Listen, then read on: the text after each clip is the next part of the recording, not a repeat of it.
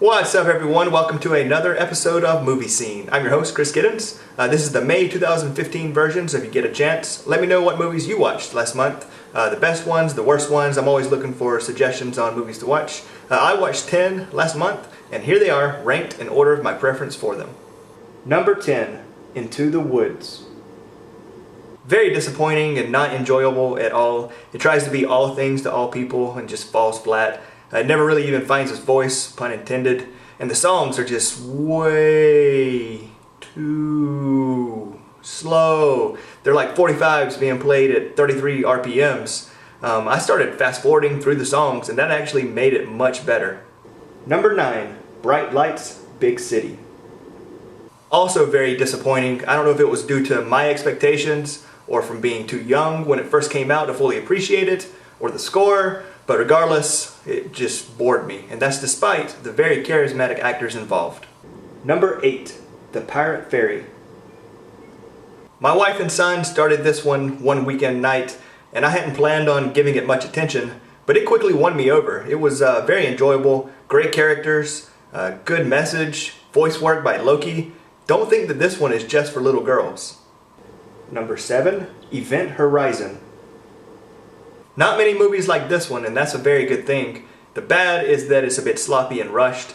I can't help but think it would have benefited from the self-editing taste of someone like a John Carpenter, or if the director would have been given more time to actualize his own vision. But perhaps some of the charm would have also been lost. Number 6, Going Clear, Scientology and the Prison of Belief. The million-year contract I signed stipulates that I am not to give my impression of this documentary. However, I do recommend that you check it out, not just for its exploration of Scientology, but also for the commentary on organized religion in general. Number 5, Back to School.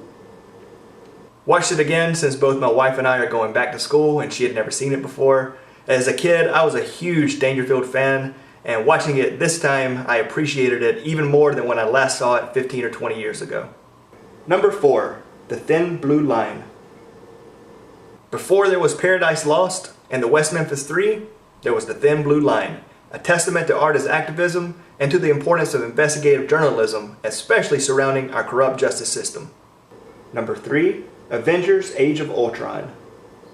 As entertaining as the first Avengers movie, and I think my level of enjoyment was increased, or rather not diminished, due to my relative avoidance of news, rumors, gossip, photos, everything else, all the hype surrounding this movie. Am I the only one that's sick of this trend of oversaturation of a movie before it even comes out?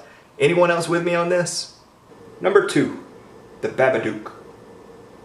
So good that I watched it again the very next morning following my first viewing. The plot and themes are nothing new, but there's an authenticity that exists so that at the very end, when I saw that it was written and directed by a woman, I was not surprised, even though female voices are far too rare in films, especially horror flicks.